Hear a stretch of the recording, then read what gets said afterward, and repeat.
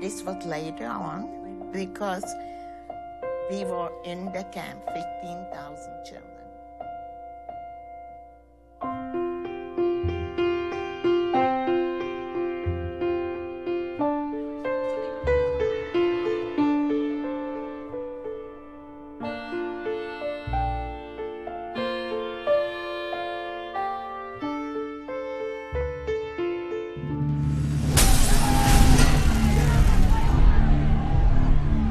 In wenigen Jahren verscheudet von Milliardensummen blieb keine Mark übrig.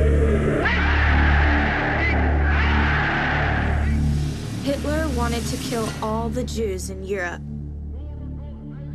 Not many people believed he would really do this, so no one stopped him.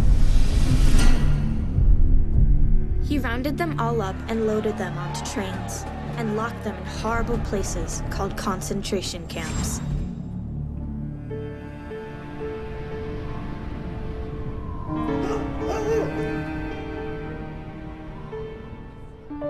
There was no way anyone could escape. The life they used to have was gone.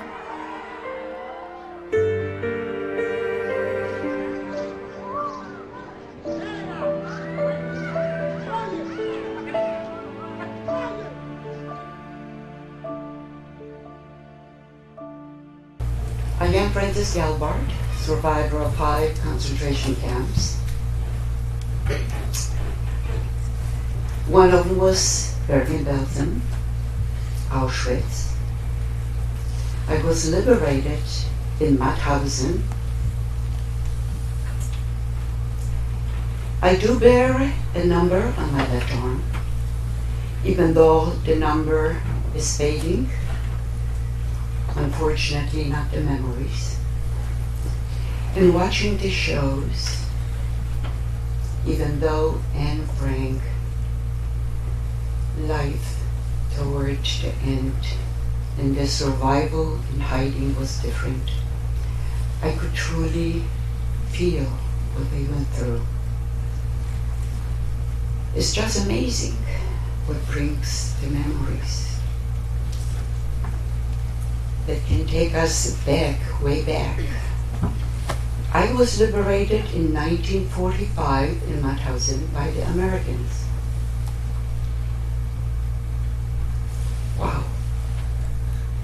Each time I give a speech, I think, well, I had it. But emotion that I go through is very difficult. I come from a family of 7 siblings, and I witnessed some of my siblings being taken out in a truck while the music was playing and taken away to Auschwitz, where they died.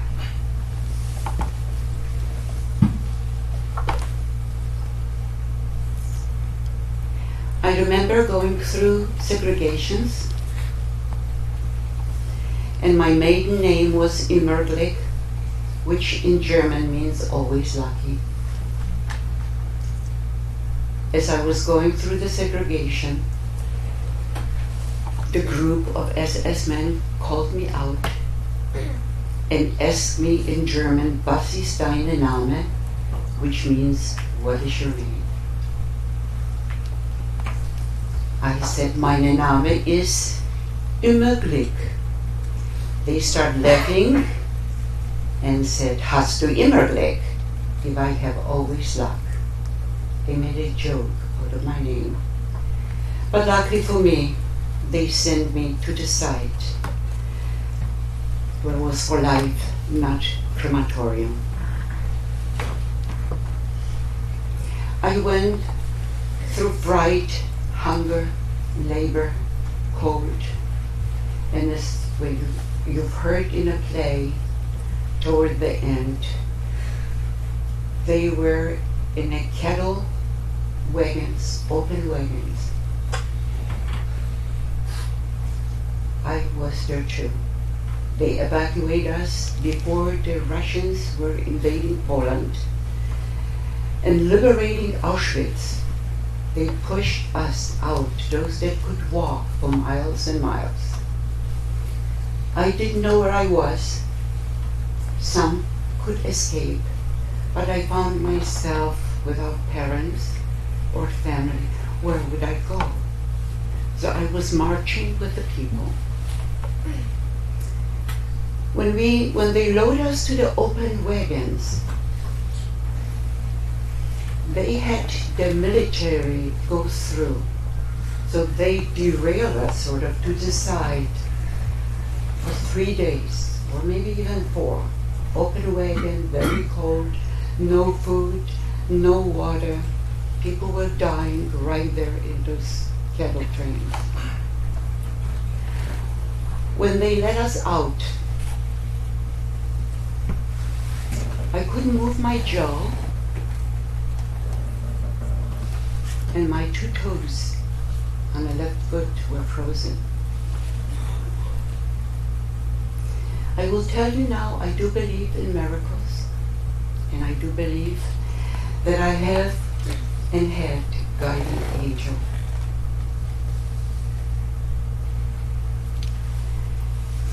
At that point, they transferred us to some kind of a camp where we had to work with ammunition. I wasn't there long enough, really, to know where I was.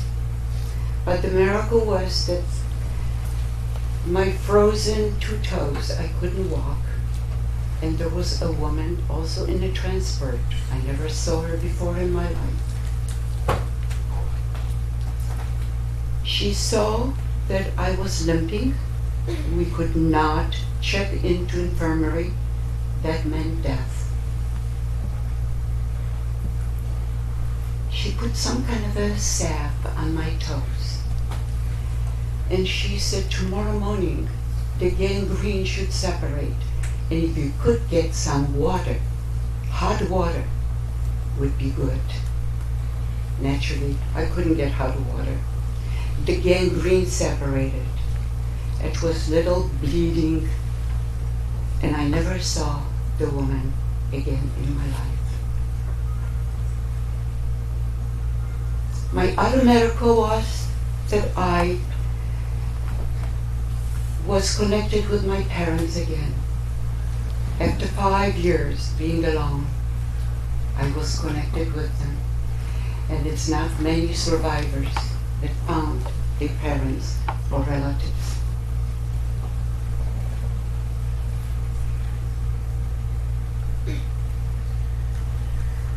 Today,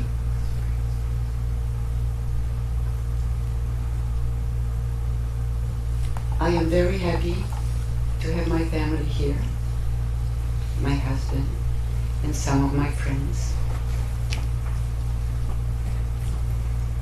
When I came to the United States, I wanted to be very American. And being that it's very difficult to come to a country and be, like they called us, refugees,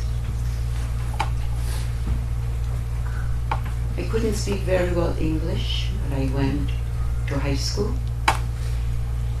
went to a couple years of college.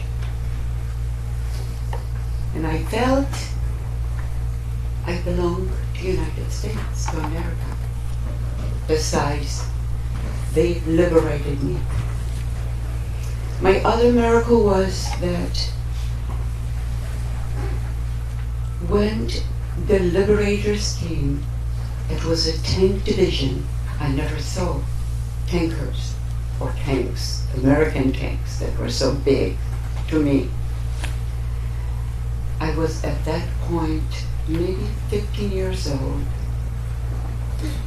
and they start throwing chewing gum and chocolates over the wires, and people were throwing themselves on the food. They got sick with dysentery and they were dying on the spots, and this is when they stopped throwing candies or whatever they could. I personally thought that they were people from Mars, from a different planet. Excuse me, I need to get some water.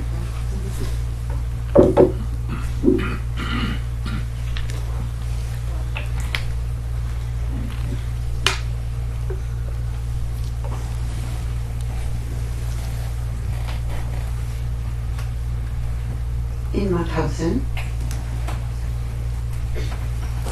I was approached by the military, the nurses. If I would want to become citizen, and at that point they needed nurses because they were going to Japan. I had no idea about politics, what was going on. You can imagine, in concentration camp we had no papers, no pencils, no books to read.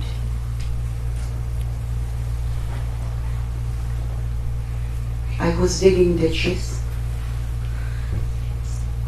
washing windows, helping them to do roads. Today, as an adult, an American, I can believe that I went through this chapter of my life.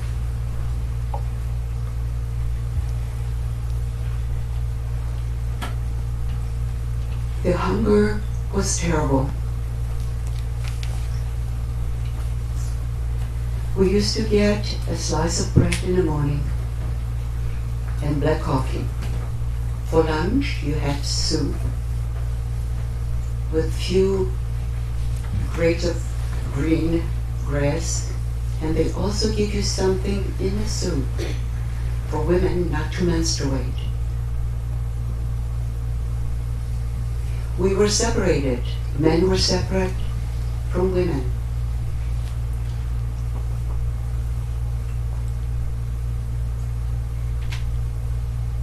We talk about butterflies.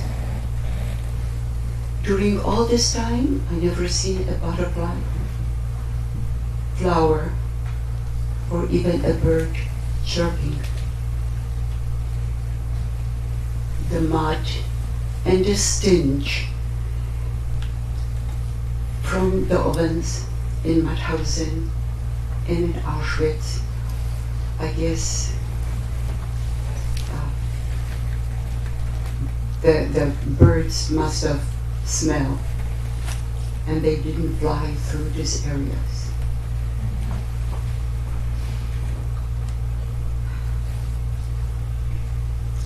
My best vegetable today is potato. As a child, I didn't like potatoes. Today, potato is my best vegetable. I used to eat peels from potatoes that I found in the mud.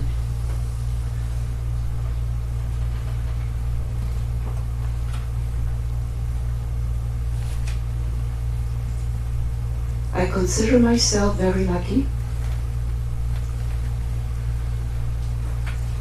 I go wherever I am invited to make speeches, but this is getting to me. It's very difficult to go back so many years, where you try to push it on the side. Try to live a normal life. To do that, to go forward, you can never forget. Experiences like this bring you for life.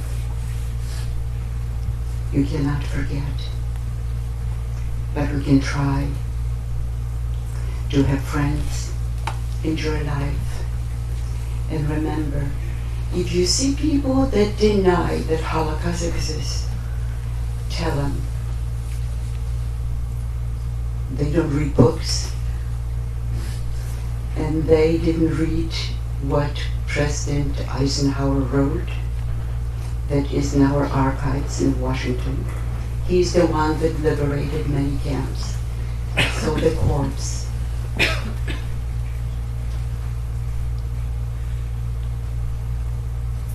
If you have any questions, I'd be happy to answer.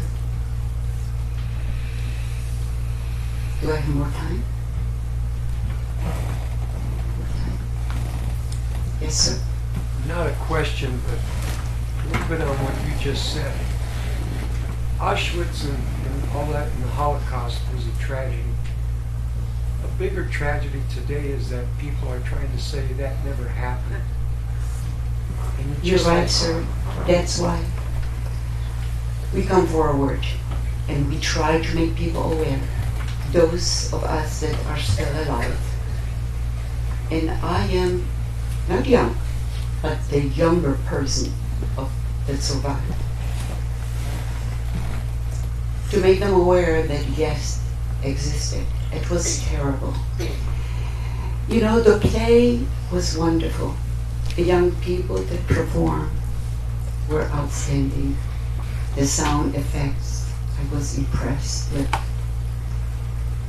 But I always say that there is no film, no book, no play, really, that can describe the horror, the panic, the fright that we had to live with. And to survive this, I'm amazed at myself.